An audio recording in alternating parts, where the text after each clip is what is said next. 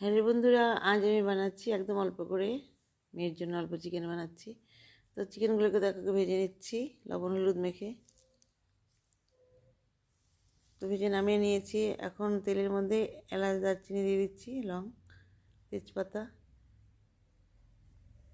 তারপরে সামান্য পেঁয়াজ দিয়ে দিলাম। আর এখানে পেঁয়াজের পেস্ট দিয়ে দিয়েছি, আর কাঁচা লঙ্কা আদা পেস্টও দিয়ে দিয়েছি। এখানে হচ্ছে টমেটো পেস্ট দিয়ে দিলাম।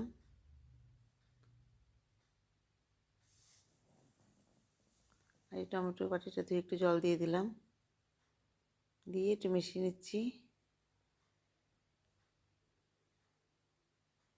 এখানে একটু রসুন পেস্ট দিয়ে দিচ্ছি, মানে লঙ্কার মধ্যে দিয়েছি তো ওই জন্য একটু লাল লাল হয়েছে।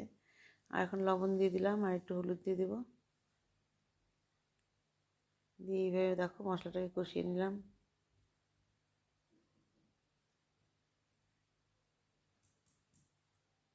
এখন এর মধ্যে চিকেনটাকে দিয়ে দিলাম।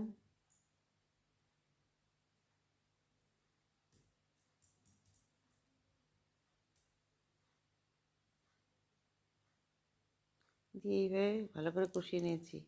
নিয়ে এখন এর মধ্যে একটু জল দিয়ে দেবো।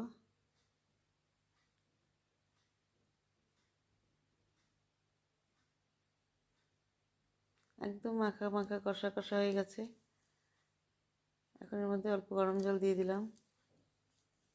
কষাই বানাবো, কিন্তু ভিতরটা তো একটু সিদ্ধ হতে হবে।